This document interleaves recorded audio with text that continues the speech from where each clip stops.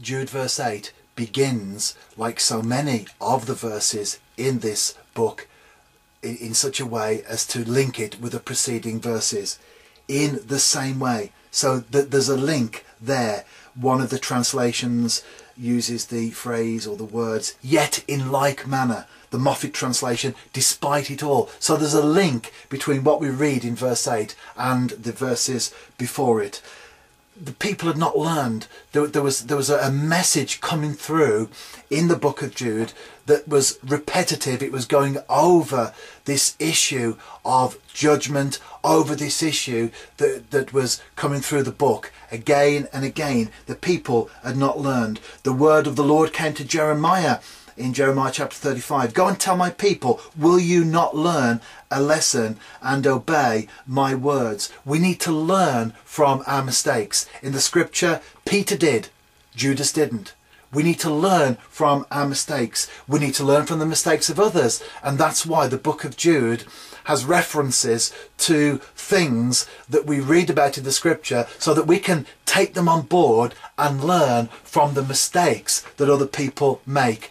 You can learn from your own mistakes, and that's always a very tough lesson, but the best mistake to learn from is the mistake someone else makes, because then you don't have to go down that road of pain yourself. It in the scriptures there talks about these dreamers. In the same way, these dreamers, the word used for dream can sometimes be used in a positive context. We talk about dreaming big dreams and having positive dreams and all that sort of stuff, but this is not used in a positive context, because the authorized version uses the word filthy dreamers. So now we begin to get the picture of what sort of mentality and attitude is behind the people that we're reading about in Jude 8. It's talking about corrupted minds, and what is in our mind eventually will come out into our lives. In other words, what we put into our lives comes out. If we put good stuff in, good stuff will come out. If we put junk in, we shouldn't be surprised when junk comes out, because whatever we put in to our lives, that ultimately will come out in terms of lifestyle. And we put negative stuff in, we put stuff in that's destructive, ultimately it will then destroy our lives. And so the acts, the things that we do in our lives don't just happen like that in an instant from nowhere. Like David, when he committed adultery with Bathsheba, he committed adultery in his mind well before the physical act took place, because the Bible tells us that he saw her and looked at her and wanted her. And when people commit adultery, which ultimately leads to destruction of marriages, destruction of lives, kids get affected throughout the rest of their lives. They sometimes then find it difficult to hold down relationships of their own, to trust people because of what's gone on in the marriage of their mom and their dad. When these things happen, they don't just happen in an instant. People don't just go from nowhere to suddenly having this relationship. It's often over a period of time. And so the book of Jude there is telling us that these dreamers, they've been dreaming these things already. The things that they are now doing, the destructive things in the church, they've actually been dreaming about them, planning them in their minds for some time. And then Jude uses 3 verbs to describe the action of these people. First of all, they pollute. They pollute their own bodies. The word means to contaminate, to defile, to stain, to make morally corrupt. When a river becomes polluted, all the wildlife dies. Everything in that river will die because of the pollution of that river. And when we allow our lives to become corrupted, it may only be one little thing, so we think.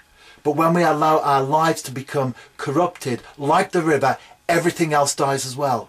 our feelings start to die, our emotions start to die, our sensitivity starts to die. Whereas before we may have had certain morals and values, when we allow stuff to come in, those morals and values will very quickly be eroded because we've decided to walk down a particular path. And so we find, linked to verse 4, that they changed the grace of God into a license for immorality because of this path that they had walked down, polluting our own bodies.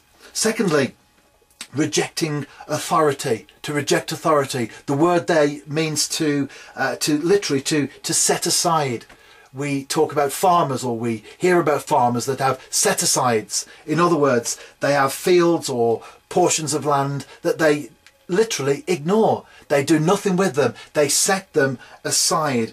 And this is what these people are doing here, rejecting authority, setting aside authority. They're rejecting in the church God-appointed leadership. And this is common amongst folks, not only in church, of course, but we're talking about a church context in the book of Jude. People who do their own thing. People who ignore the church leadership, people who ignore what's going on and just set about to do their own thing. And of course, ultimately they're rejecting the authority of Christ, the lordship of Christ in their lives. And then, thirdly, they slander celestial beings. It's good to go back and understand the picture of the early church at this time, because the church was new. It had come out of Judaism, and to many Jews there was a fascination with angels, and people were very often afraid to talk of angels because they were held in reverence by the general population.